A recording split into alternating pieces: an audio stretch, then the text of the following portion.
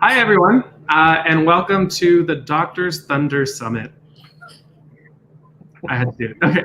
I forgot about that. If you want an explanation of that, you can check my and Lev's and Abdi's Twitter replies to each other. No, but actually, welcome to Shop Talk, Marginalized Creators on Craft. My name is Aaron H. Aceves, and my pronouns are he, him, his. I'm the author of This Is Why They Hate Us, a young adult novel coming spring 2022 from Simon & Schuster Books for Young Readers. This Is Why They Hate Us is the story of a 17-year-old named Enrique who tries to use the summer after his junior year to get over his feelings for his best friend Salim.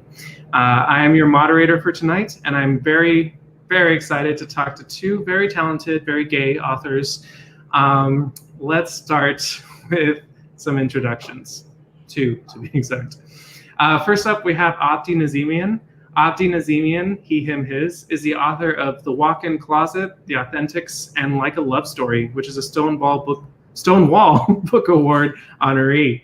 He spent his childhood in a series of exciting locations: Tehran, Paris, Toronto, New York, but could usually be found in his bedroom watching old movies and reading. You're in LA though right now, right, Abdi? Yeah. I am in LA. I've lived here a long time. Yeah, I'm jealous. Although I love New York, but I always miss my hometown. So I'm glad you're there. From LA. Yeah. And thank you for doing this, Abdi. Thank you so much for having me. Our other panelist tonight is Lev Rosen, aka Lev Rosen, whose pronouns are he, him, his.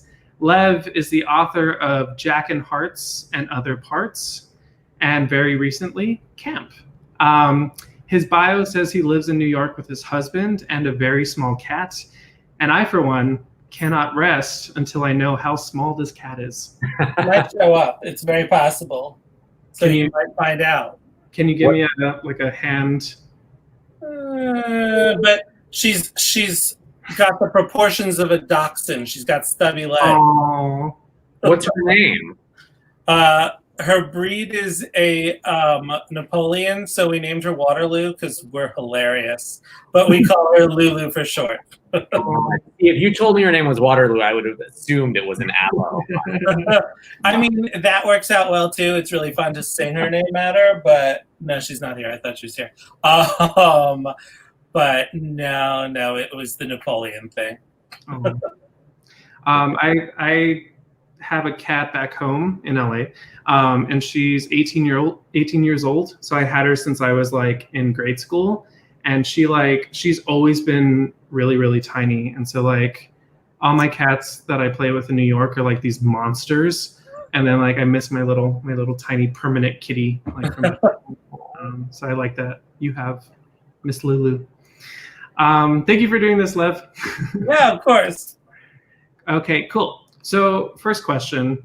So we're going to be talking about mostly Abdi's book, Like a Love Story, and Lev's book, Camp, but also Jack of Hearts and Other Parts.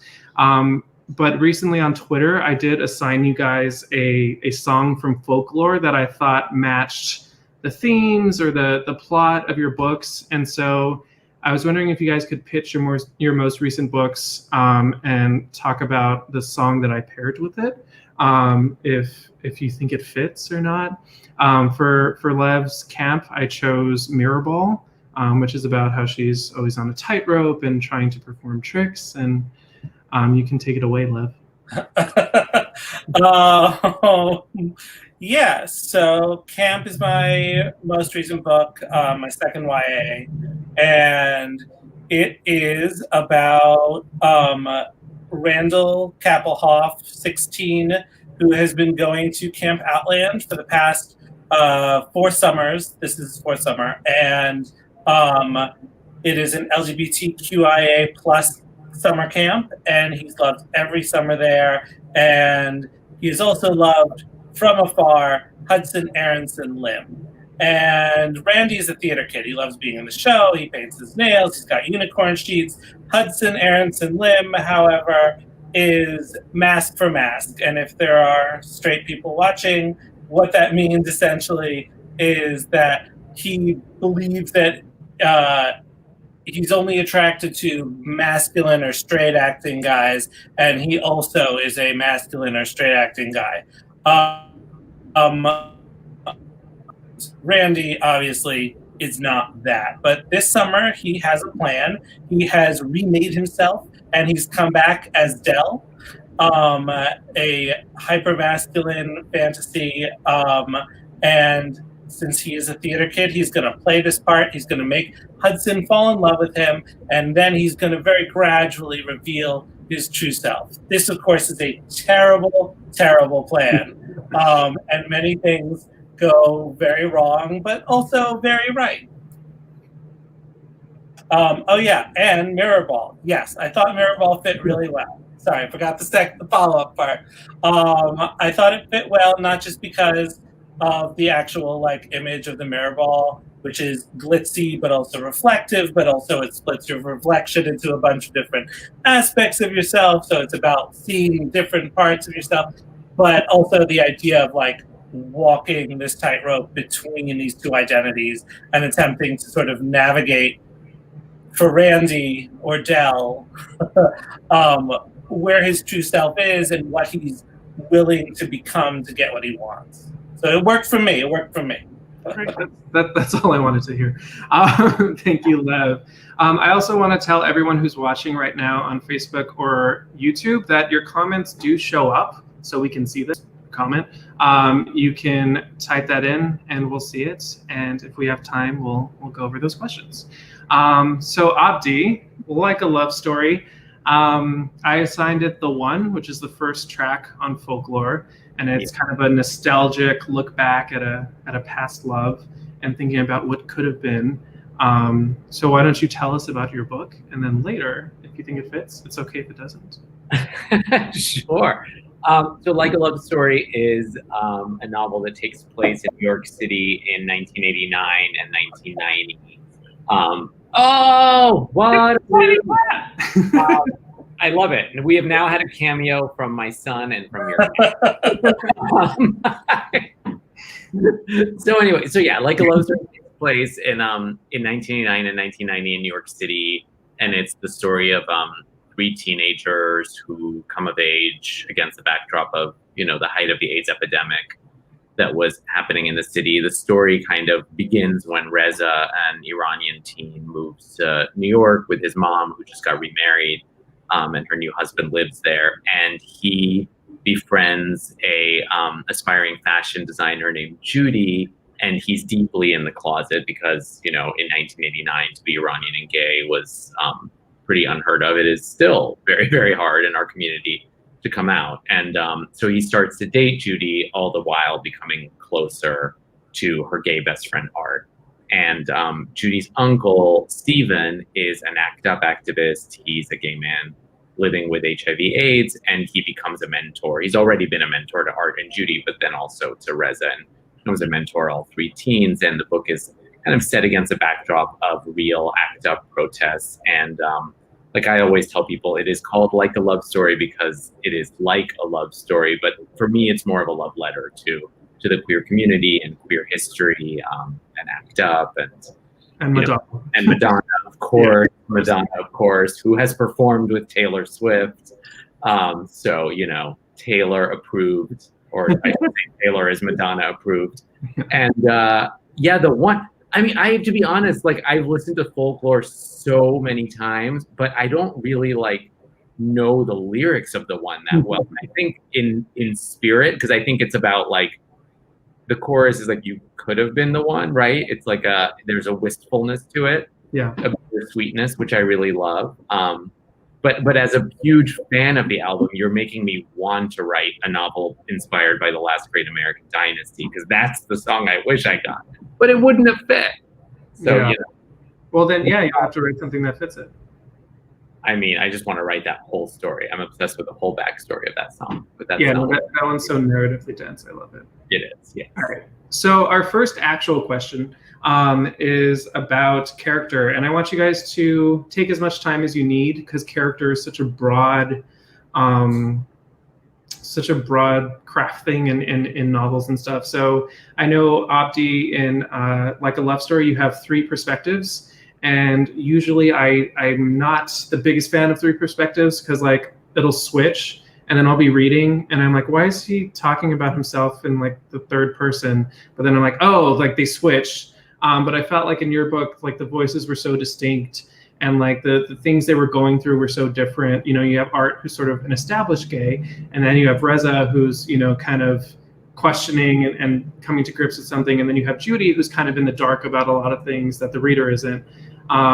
So I was wondering if you could talk about writing three perspectives and like where those characters came from and just all that good stuff. Sure. God. You know, I am not somebody who plots out my books, so character is where I start. But yeah, I mean, writing three perspectives was very difficult, and it wasn't the plan for this book. Originally, I just knew that I wanted to tell a story that was, you know, reflected my experience, which I felt wasn't really ever told, at least that I had seen. Like first of all, being an Iranian gay man and that experience, but then also moving to the U.S. when the AIDS epidemic was at its worst and not really knowing, you know, at that point, because I was so sheltered, like not knowing much else about what gay life was outside of AIDS. And I felt like there was a story to be told there. And so I really started with the Reza character. And there was a point at which maybe the book would entirely have been his. And in a lot of ways, he's the hardest character. I mean, I think a lot of writers will say this, that the hardest characters to write are the closest to yourself. You just have less perspective. You know, it's harder. It's much harder. It's easier to see things from the outside sometimes. And, you know, it was interesting because Judy was actually a character I was writing for a completely different book that I put away. And I don't know if you guys have this experience, but I write a lot of stuff that never gets finished or sees the light of day. It just becomes like, you know, something I put on a shelf and never look at. But it was interesting when I was writing like a love story, like I suddenly felt like the Judy character wanted to meet the Reza character. And so even though she was someone I had developed as a character for a different piece and a piece that didn't take place in 1989, it was modern day. It was not historical, as people call the 80s these days. So I pulled her in, and then that's how Art happened. And, you know, he was her best friend, and I love the idea of a mentor. I mean, it's funny because in the book, there's these, in addition to three narrators, there's also note cards interspersed throughout the book, which are written by Uncle Stephen. And the first thing I had written for the book was actually one of those note cards, but it wasn't a note card at the time because there was no Uncle Stephen. It was really like what I would call a rant. That was really from my perspective. I didn't even know if it would end up in the book because there was a point where I thought like, oh, is the book just going to have like rants throughout it that are from me about like gay history? And then as I started to develop Uncle Stephen, I'm like, oh my God, no, he writes these note cards because he wants to teach kids about queer history. And so he makes these cards for them. And it started to come together. So I guess like, I don't know if I've said anything illuminating about character and craft, but I would say just like for me, it's the organic process of listening to the characters and pulling, you know, sometimes you develop a character for one piece and they demand to be in another, or you think it's going to be one perspective, but some character is born and they're like, I want to speak to, you know, like just follow them. I mean, the more you follow them versus reading them. Uncle Stephen was one of my favorite characters. So he's Judy's uncle, and he's like, I love in YA when the adult characters don't fit like the typical role, you know, like they're not like the mom and the dad, but Uncle Stephen's like sort of, he's his own thing, right? Like he's his own entity, his own character. And so like I did love that you had those interstitial things with the gay history from his perspective. Exactly. Yeah.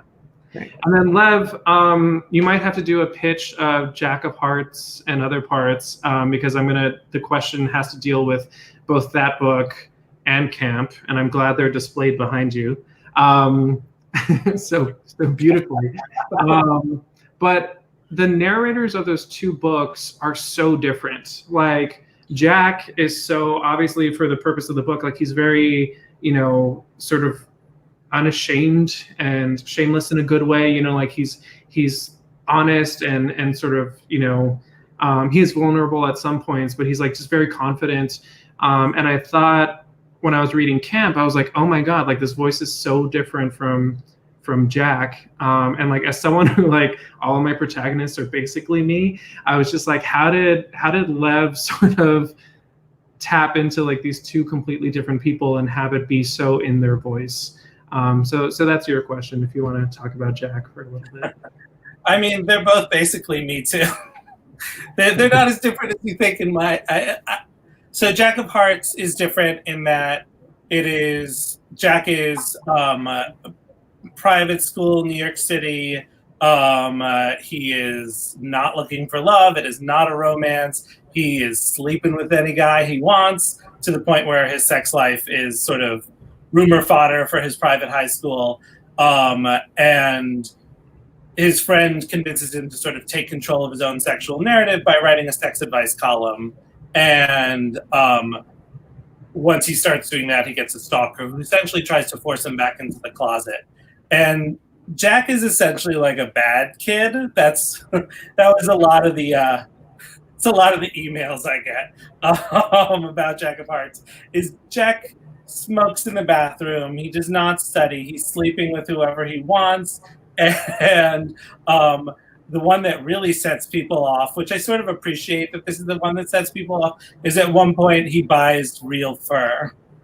Yeah. And like I sort of love everyone who writes me an email being like, how could he? And I'm like, good, because he's a train wreck. Like, don't you get this?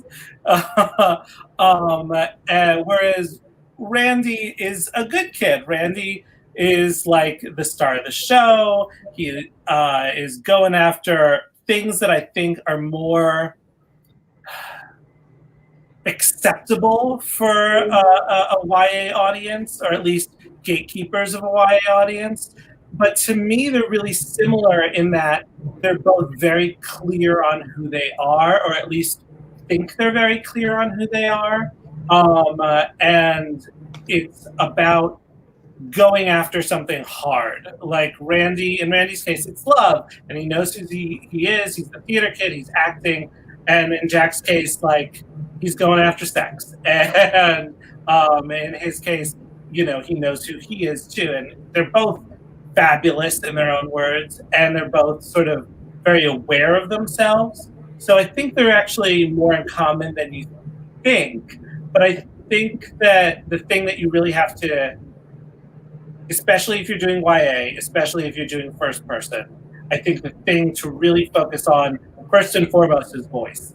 And that's not just sort of, I mean, at its barest level, that is something to the effect of like, well, how do they say things like, I like that, or I want to do that? And like really going over these really basic sort of like moments of expressing themselves and how they would do that differently is important.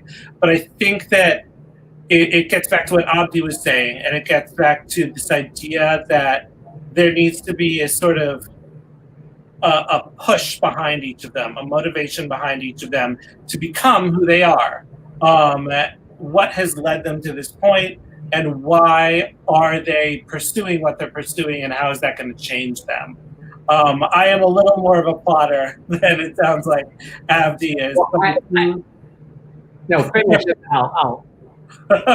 I do start with character. I figure out who the character is and what they want, and then I usually just start writing. And once I have like the first 50-ish pages, I'm like, where is this going? What's going on? And then I sort of figure out the climax, and then I start mapping just a few chapters ahead, because sometimes it'll veer off.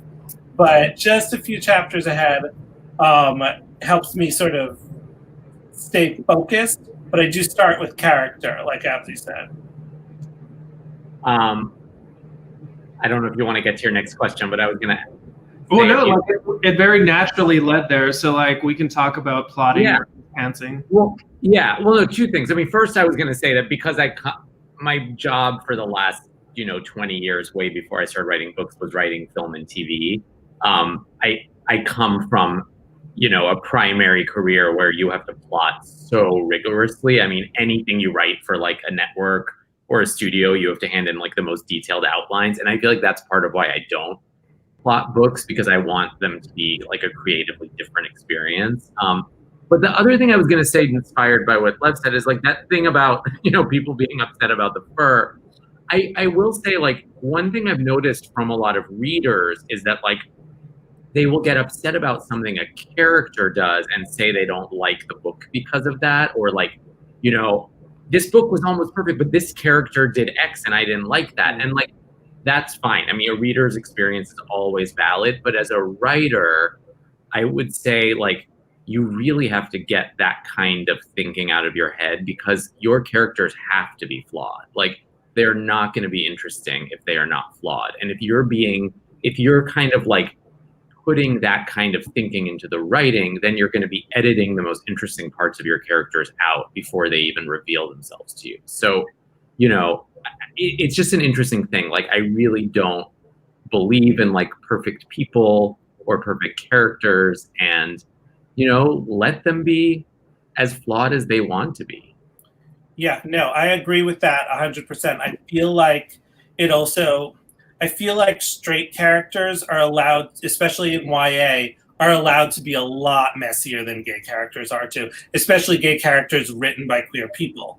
I think that there's this desire on the part of readers who aren't necessarily teenagers themselves, but see themselves either as gatekeepers or tastemakers of the YA world, who feel as though they're protecting the children by looking at these books about teenagers and making sure that these teenagers are behaving appropriately.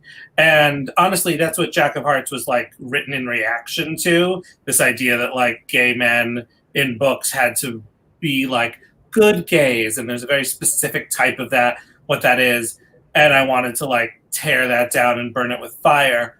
But I think that also there's this thing even in all YA where there's this idea that a character has to be likable as opposed to interesting. And I understand that. I understand people who read a book looking for someone who agrees with them about everything, but is going through an interesting time or is like visiting an interesting place.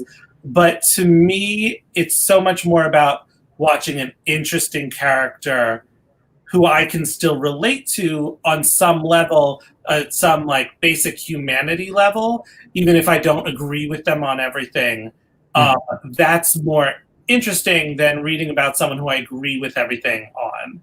Yeah. In YA, this is sort of something we talk about a lot. Like, what isn't this character too messy? Should this character be likable? Shouldn't this character be a good role model for the teenagers who are picking up this book?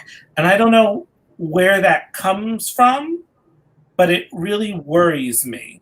Yeah, and if I can jump off of that again, we could talk about this one question the whole time.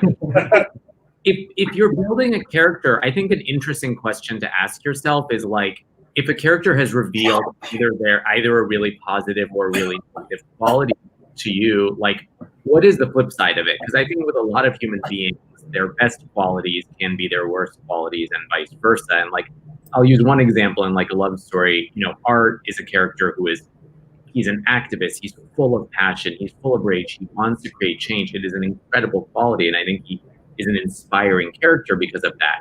He's also somebody who really pushes the Reza character out of his comfort zone. When Reza's not ready to have sex, like, Art pushes him. And that's not something that I would necessarily, condone or pat him on the back for. But it's a flip side of the same quality. The same person who's going to be out there, demanding change is going to demand change out of the person they're dating, because that's part of who he is. And I think it's like, looking at your characters as full human beings that have qualities that can manifest themselves in really positive and then sometimes not so positive ways. I think that's just like real and will help young people understand their own personality traits in a deeper way. Yeah, I agree. And I loved Art. Art was my favorite. I mean, I shouldn't say that. I shouldn't be like, this one character is my favorite. They were all my favorite. But I loved Art so much just because he was so, like, you have this one paragraph in there that I still remember that is him, like, what was it in reaction to? But he just goes on about, like, how angry he is. And I was like, yes, because we so seldom get to see teens, especially queer teens in fiction, in YA fiction, get really angry and be like, yeah, I'm really angry. Like, it feels like it's not allowed. And it's like a whole paragraph, and I was just like, thank you. Well, I mean, yeah, it's important to. I mean, gay rage is valid, and like we still have so much to be angry about, and in 1989, even more to be angry about. So, yeah, let's express that. I think, that's the case a lot with queer characters. They can't make bad decisions, right? They can't be teenagers. That happens a lot too with characters of color and female characters, because like I recently read Side Effects May Vary by Julie Murphy, and I've always loved the premise, Alice finds out she has cancer, and she sort of has this really horrible bucket list of like getting revenge on people, which I totally related to, because I'm so petty, and I'm like, if I had cancer, I would focus more on the revenge than like the whole nice part of that or whatever. But I remember looking at the reviews on Goodreads recently, because I rated it like 5 stars. I really loved it, and people were like, she's a horrible person, and like I can't relate to her because she's so. And I'm like, she was just angry. Like that's such a common thing where people like forget that when you're at that age, you're sort of like burn the world down if something mildly inconvenient happens. Sometimes you don't grow out of it. That is true. But it's interesting. You guys both have mentioned sort of, well, actually, Lev hasn't mentioned it, but I've read about it in your talks about camp, but the influence of film. So Abdi, I know you write screenplays, and you're talking about how like you're so free while you're drafting your novels, because like you don't have to provide the rigid outline or like the structure of it. So my question to you is, and I'm the same way, I don't plot, but when I finish that first draft, I'm like, oh my God, this is a mess. And so like the drafting isn't hard for me, but the editing is hell, because it's like, like for me, like I had a character with mental illness, and I didn't mention it until chapter 16, because I was just like going with whatever I was looking at. So there's nothing better than like making a major discovery on like page 350, and you're like, oh God. Yeah, I mean, look, I definitely go when I'm done with a novel, or at some point in the writing of it, I do start to lay it out so that I can understand it. And like, I'm a big fan of like an Excel spreadsheet with like different colors, and especially if you're juggling different POVs or characters, like, laying it all out. And I have rows for like different plot strands. And I mean, even just things as simple as like keeping track. Because I think when you're not plotting and characters just come to you naturally, or scenes, like sometimes I honestly forget what I've written. Like I have no idea what I wrote like the other day. So it's like just keeping track of it. Like, okay, this is what I wrote, so that I can hopefully build off of it. Yeah, but I don't know. I mean, I think screenwriting is very, very different. I think it's a great thing to do if you're an author, because I think it like works some different muscles. Like obviously dialogue is a big part of it, and plotting is a big part of it. And I think when you've done a lot of that, like you start to have somewhat of an instinct for it. And one of the reasons I wanted to write books is not to have, I mean, beyond the fact that it was hard to get the movies I really believed in made, like movies about, queer Iranians are not at the top of every executive's wish list, unfortunately. I think also just like not having to fit something into a structure. Like a book can be as long as you want it to be. It can have as many perspectives as you want. There's just a lot more freedom in the storytelling. That's awesome. And Lev, the connection I made with your piece was you were with your book. You were talking about like camp is a old screwball comedy, right? Like it's full on modeled on like the old Rock Hudson, Doris Day, like the 60s sex comedy. You know, the names Hudson, Kappelhoff, which was Doris Day's real last name, and Randy for Tony Randall. So like it was, it just, when I look at a lot of, because I love watching old movies. I've not written movies, so I can't speak to that at all. But when I look at old movies and I love watching them, and I grew up on a lot of them, I feel like I really want to sort of go back and reclaim a lot of these genres that are no longer around, because like we still have sort of screwball comedies, we still have sex comedies, but they're not a Rock Hudson, Doris Day 60s style, like I'm going to pretend to be this to win that, but really I'm this. Like we don't have that anymore. It's a genre that essentially its time is over.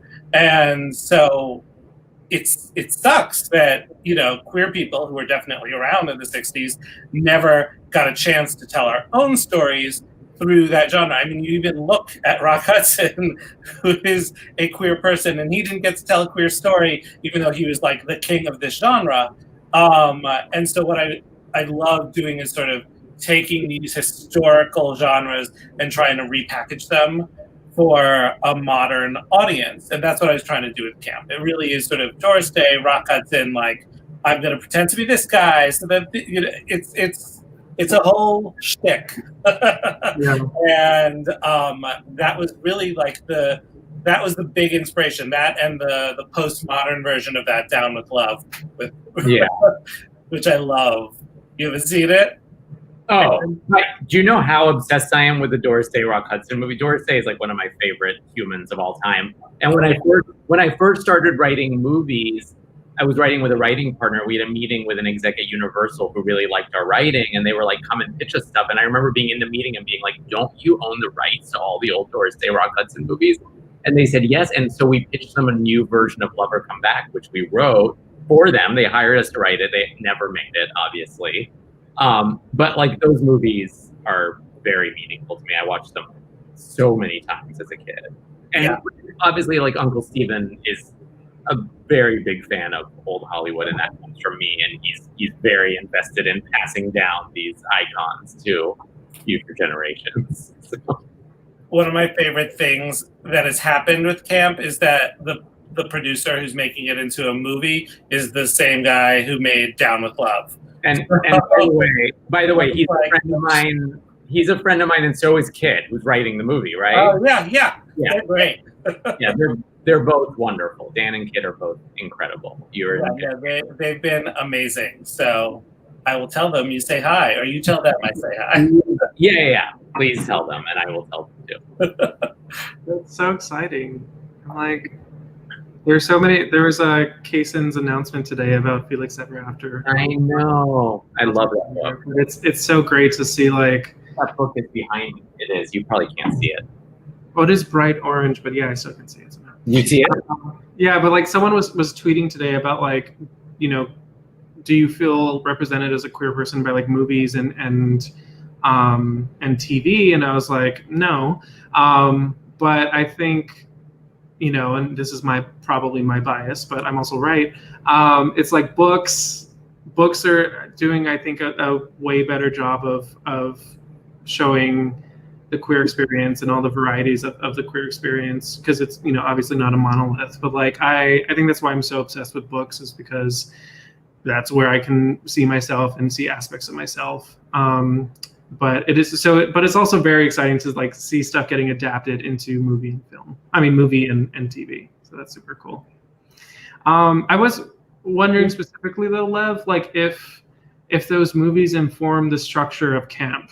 You know, like if you're sort of, I know nothing about screwball comedies, and maybe I should have done my research before I asked you about this, but I'm wondering if, like, you know, you're sort of watching the movie and you're like, oh, and this is my vision of it. It's like, oh, I need the Marilyn Monroe on like a subway great moments right now. You know, like if you were sort of like matching it with the reveals and like the turns in the plot. No, I didn't go through and do a full like structural breakdown of Pillow Talk or anything. Okay. Although maybe like that sounds fun, but no, I really just sort of was like it was an idea I'd wanted to do for a while. Like, what's a modern version of a 66 comedy? What's a modern queer version? And I kept getting stuck on that because those comedies were essentially like Battle of the Sexes. That was the whole sort of premise behind them. It had to do with, you know, second wave feminism, and it was about the idea of like a woman enjoying sex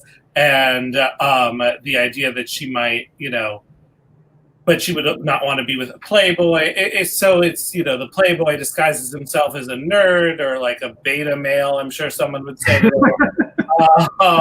in order to win this woman who wants to be the alpha, but really he's the alpha. Anyway, it's a whole, like, and it was, it's very gendered, very silly. So making that queer never made much, like, I always got sort of stuck on that part.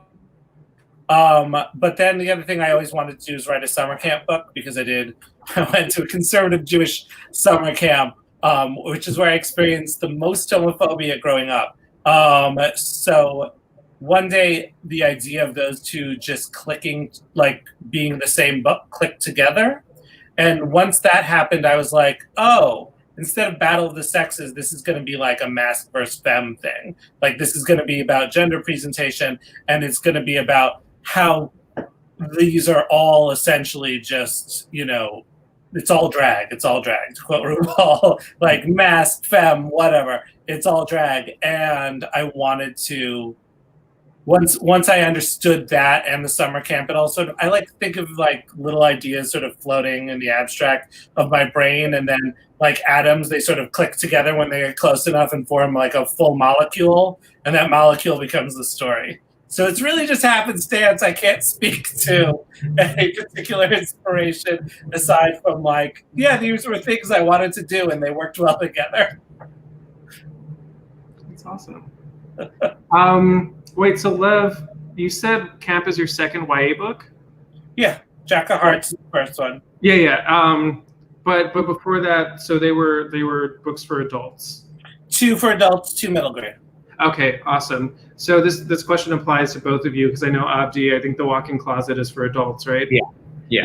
So I'm wondering, anytime I have someone on here, this is the second time, not anytime, but I like to ask people who write for multiple age groups, sort of what your difference is when you're writing them.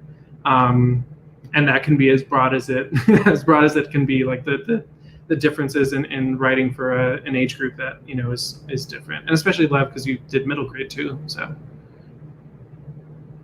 who's going first? Do you want to go? No, you go. I just talked for 3 age groups, so take it. I just talked for like 15 minutes about molecules. You go. I guess I can. I mean, I don't. I guess I think about it a little bit the way, because I don't write, like, at least with my books, I don't think of my books as like genre in any way, and like I don't go into them thinking about the limitations. So I don't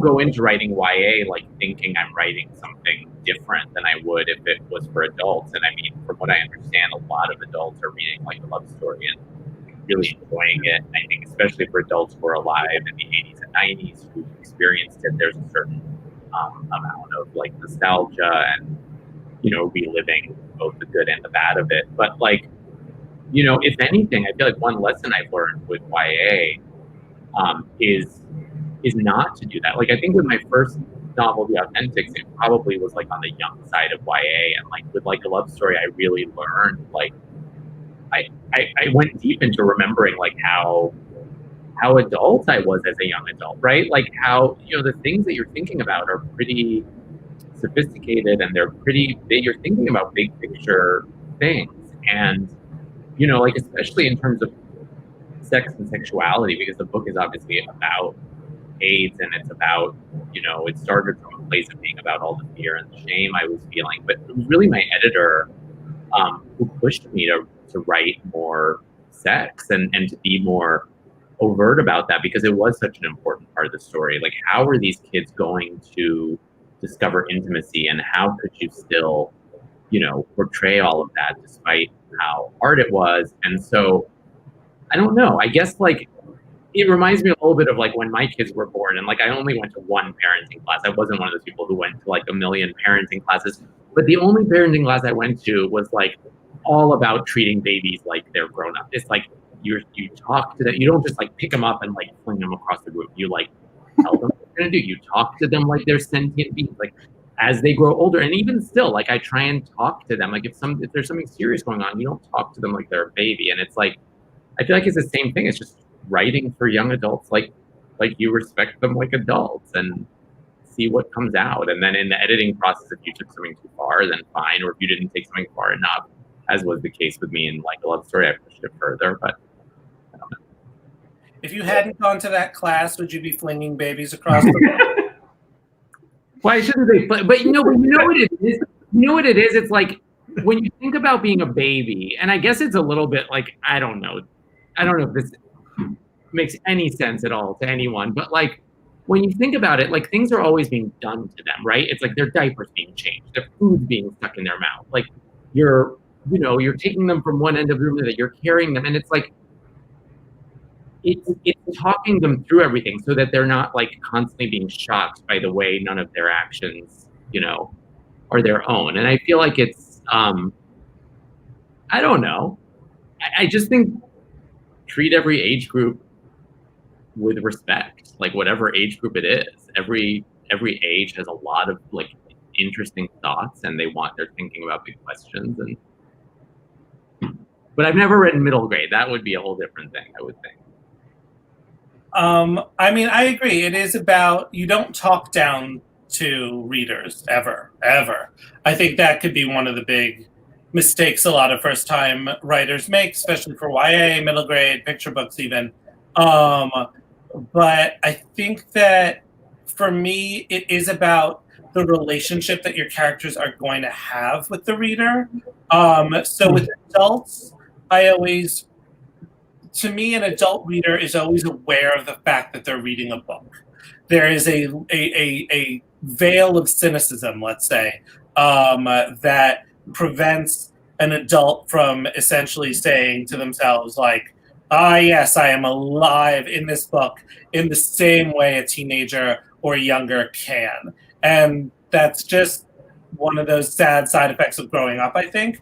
But it does mean you can get away with sort of more dramatic irony, and you can get away with playing with that veil, essentially, and being like, I know you're reading a book, and you get into sort of postmodernism and stuff.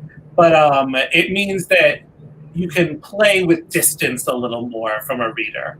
I think in YA and middle grade, you can't do that as much. I think in YA, though, you get, and in every genre essentially has pluses and minuses. Every age group has pluses and minuses. I think in YA, you have readers in front of you who are going to like just be living that book. They are going to me, YA readers are the ones who are most in a book out of all the age ranges, because they're reading it themselves full on. They're not having vocabulary questions at this point, most likely. And they're experiencing things. And I think that means you have an opportunity to essentially craft a world for them, a world that they get to actually sort of participate in and be a part of, and people that they get to become friends with. With middle grade, I think it's more about world building than it is about character to a certain extent.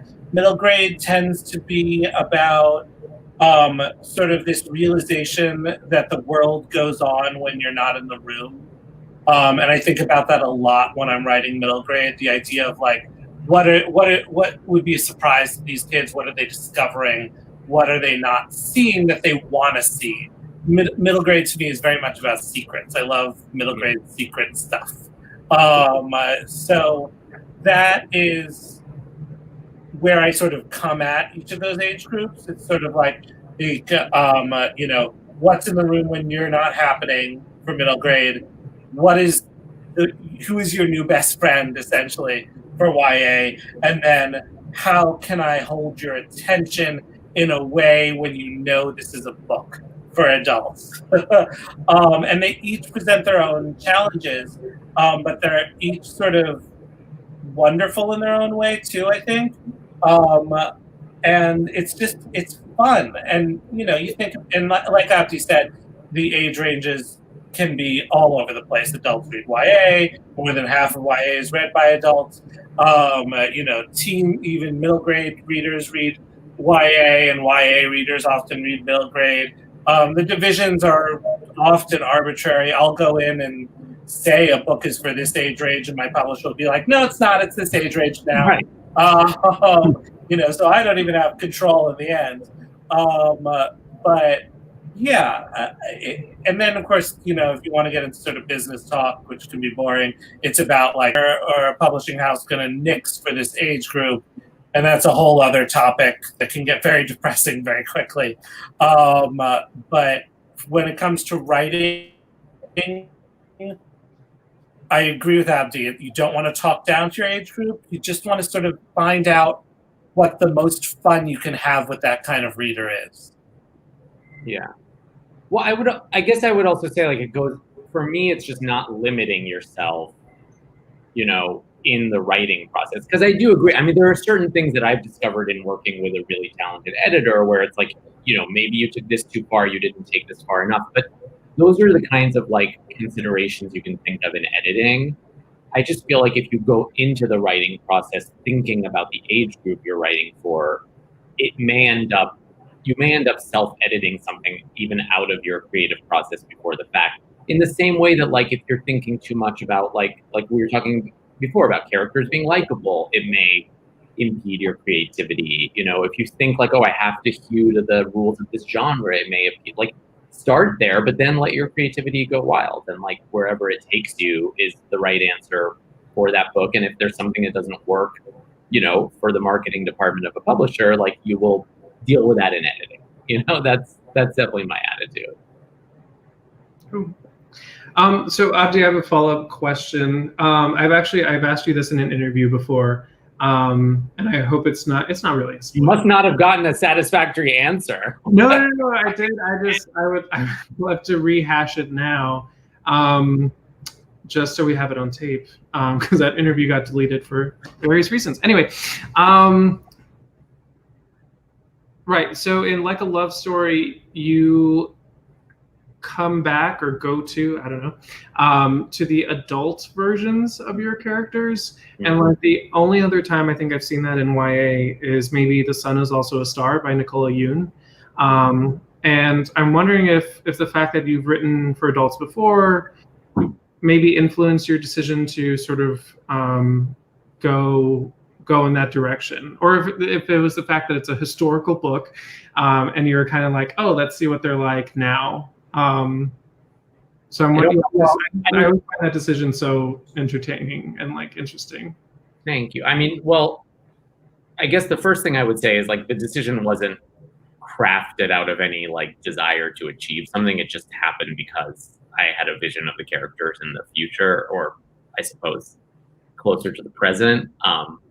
And I wanted to write it because I guess like, the characters in Like a Love Story grow up to be me and my friends. And I felt like I wanted to remind people of that these characters don't exist in a vacuum where they exist in 1989 and then they go away. Like, they grow up to be people who are still pretty young right now, even though the book is historical. And I wanted to show that. And I felt like in a book that was about, I wasn't thinking these thoughts as I was writing it, but there were a lot of discussions about that little epilogue because it was unusual, I think, for a YA book to jump so far in time and show the characters as adults.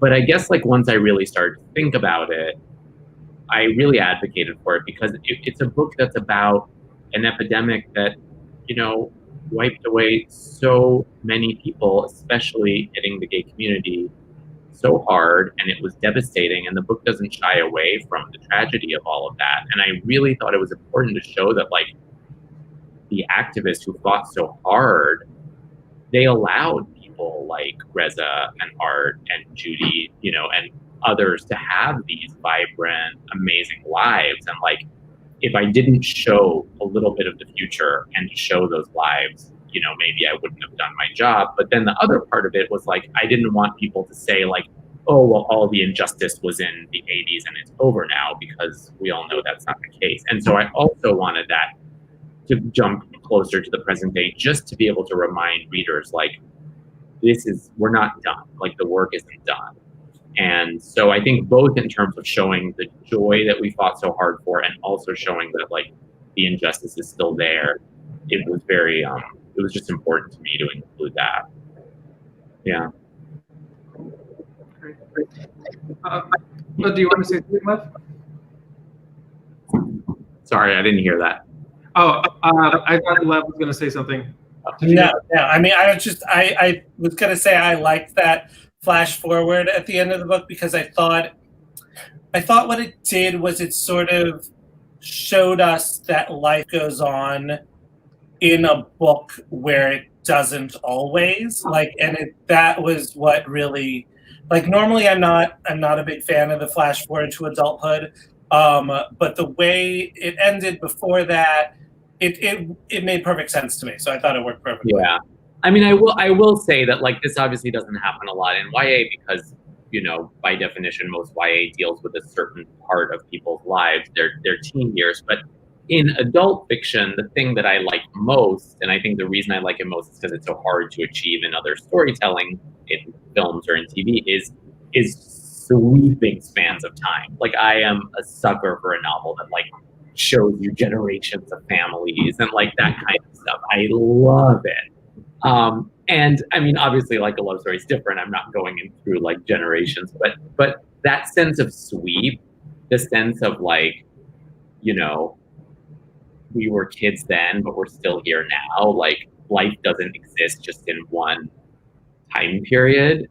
We take life with us as we grow older. I don't know. I love that, and it's something that's much more easily done in books where you don't have to put makeup on people and make them look silly. And, just recast them like The Crown. I am all for that, and I think they've done such a good job. I love that show, and makeup's gotten a lot better. But I mean, back in the day, if you haven't seen For the Boys, go see For the Boys. I think that's the most obscure gay film reference ever. Yeah, no, I don't know that one. It's a Bette Midler movie. She got an Oscar nomination for it. Really? She was amazing in it, but it tracked them through time, and her makeup in the end wasn't the best. Anyway, Bette Midler is one of the greatest of all time. So, yeah, cool. All right. Oh, sorry, Lev. No, I just said I wrote it down. You wrote For the Boys down? Yeah. Oh, I kind of feel like you're gonna love it. I hope I don't. I will come to you. You've seen Beaches, right? I've seen what? Beaches? Yes. Aaron, have you seen Beaches? No, but I know it. I know so much about it. I feel like I have. Please see Beaches. I will watch Beaches. It's one movie. I live stream Beaches with Aaron Watson. We should do that. It's the movie I've probably seen more than any other set. That's solid advice. All right. So we're kind of running out of time a little bit. I'm gonna ask you guys a final question, but I forgot to do this at the beginning. Ryan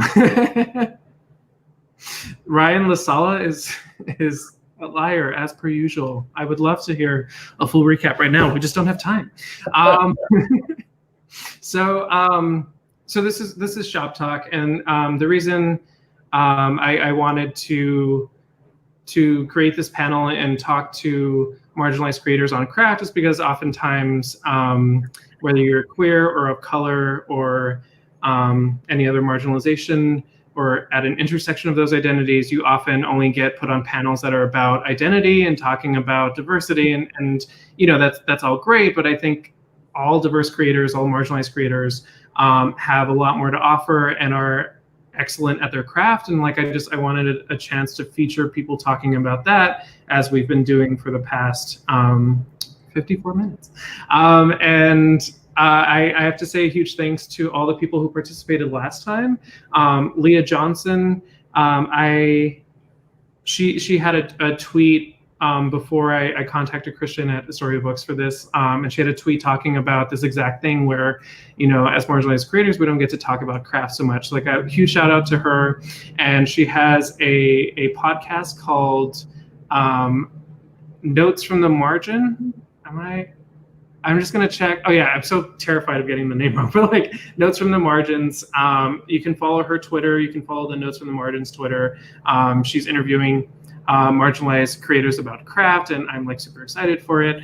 And then also last time Adib Khurram was on, and his book Darius the Great Deserves Better came out on August 25th, and I just finished reading it today, and it's amazing, and I think you should definitely go buy it. You should go on a queer shopping spree and buy Lev's books and Abdi's and Adib's and Leah's, and also Kaysen calendars. Kaysen was on the last episode talking about Felix Ever After, and Felix Ever After was just it was just announced that Felix is being adapted into a TV show, which is super amazing, and I just want to congratulate Kaysen. And what I'm saying is everyone on Shop Top is amazing.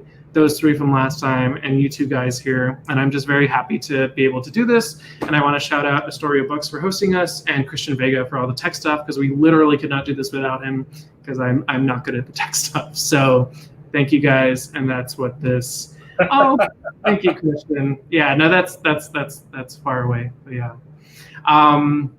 So last question, I want to hear about the future. And so Abdi, I know you have a book coming out 2021? We don't know that yet. Okay. But soon. Yeah.